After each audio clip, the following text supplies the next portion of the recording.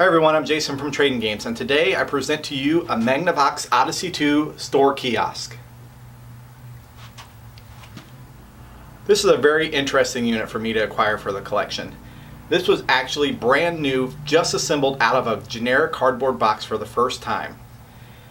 Magnavox Odyssey came out in about 1979. It launched right before Atari 2600 did.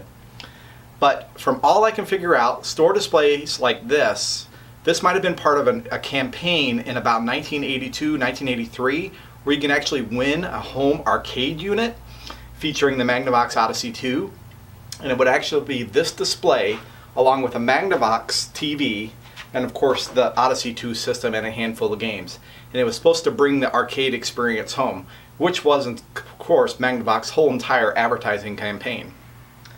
So Magnavox Odyssey was on the market for about 6 years. Came out in 1979, like I said, right before Atari, and it lasted until about 1985, 1986 before it basically, just puttered out. So a kiosk like this, really late in the game, Atari already had a foothold, and then they decided to release this thing. Now I'm not sure if any of these ever made it to department stores or not, because nobody's ever seen this kiosk. The Atari Museum, run by Kurt Vendel, he actually made a reproduction version of one of these based off some pictures he saw. So what Magnavox did was they had like a circular they'd give to their dealers. And one of them was, a countertop store display and a full upright store display. But like I was saying, I don't think we've ever seen one of these in stores back in the day. I'm sure there's some people that may have seen them. Now I believe that me presenting this unit to everybody here is going to be the first time anybody's seen one of these in person in maybe a long time, or if ever. Now, the person who found this kiosk, he actually found 2 of them unassembled in box at an auction, let's say in the North Carolina area, and he contacted me from another video from one of the other kiosks, and he said, yeah, I have a neat kiosk, it's an Odyssey 2, and I'm like, oh, well that's awesome, let's send me some pictures, and he did, and sure enough, it's an original Odyssey 2 kiosk. We tried to set some lineage up, where it came from and everything, and basically he was at an auction and he wanted an arcade for his house, and he decided, oh, I want an arcade for my house, and he bought these because the box that it came in was very flat, very thin, and it said arcade unit, basically like this, video game center. So he thought it was an arcade. Put it together, found out it was this. Now he didn't get a TV with it or anything like that, or the system. It was just basically a generic kiosk. And well, he contacted me, and I'm like, you know me, I really want to get a new kiosk for the collection, especially something very unique like this. And he was in Bristol, Tennessee, and I'm in St. Louis, Missouri. It's about a 9-hour trip to drive there, and I decided I'm going to just make a trip of it. I had 3 days over the Labor Day weekend of 2017. Drove, almost all the way there, spent the night, went and picked up the next day, spent the night, came back. That's the length we go through to acquire these kiosks. Preserve them, restore them if necessary, but this one was perfect. And now it's here. I actually found a vintage TV that I had in storage. It's not a Magnavox TV, unfortunately, at this time. I'm on the lookout for one, though, to match it, but it is a period correct TV of 1982. Now what's really unique about this, once the whole thing is put together, you're supposed to have an advertising brochure, a place card that went in here. We don't have it. Nobody's ever even seen one except for the brochure, and it's very unclear if they're even produced. So we are going to try to either make one or source one out and restore it, or whatever we need to do to get this thing correct. Now this unit here, this little plastic tray, this unit actually is part of a countertop store display that would have come with this and had the place card in it also. The company that made this storage display sold them separately also for only about 20 bucks in the 80s. But it was part of the countertop store display for the Magnavox Odyssey. And it has a little space, for the controllers and the console to sit. And then, so I'm going to incorporate it as part of this kiosk. It makes it look really nice and keeps everything stored really nice and pretty. Well, what I'm going to do is I'm going to show you guys the sides of the kiosk and the back side of it and how, how it's put together. The side art on this thing is amazing. It's fully retro. It's something you would see like on an old 70s van is what this looks like. It's just very cool striping. I'm very glad to have this kiosk in the collection. I really appreciate the guy who contacted me, Alfred, on finding this kiosk, knowing I want to add it to the collection.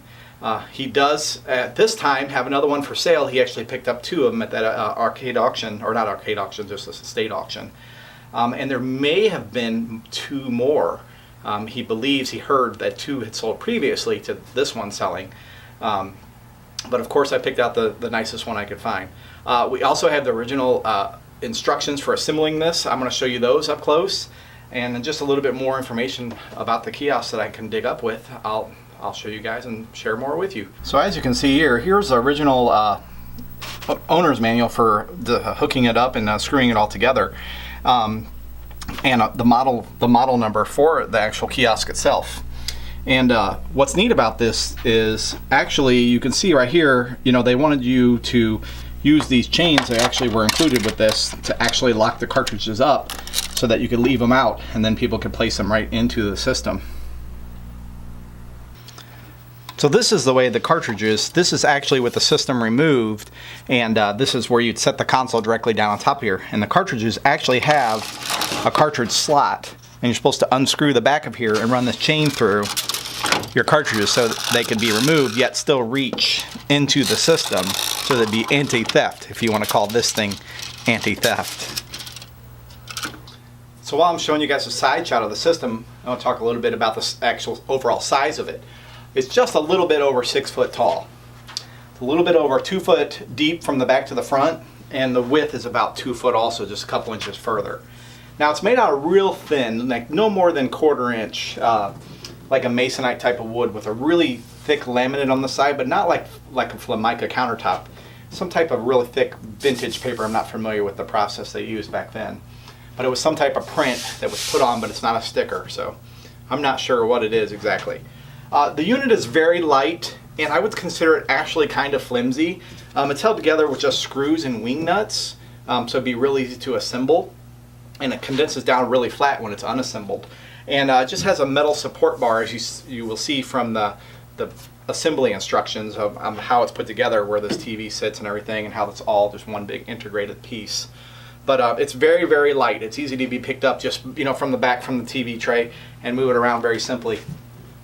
Hope you enjoyed this possibly short video, and you know, another new kiosk added to the collection.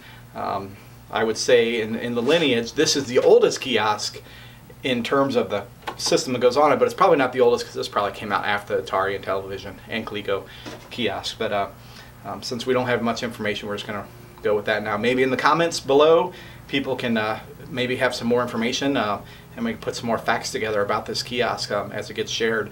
And always, I encourage everybody to leave comments. I try to respond to them, and hit that like button. We appreciate those, and subscribe to the channel. I'm going to try to make more videos of all the other kiosks and everything, and I always appreciate everybody's feedback. So on with the tour. Thank you very much.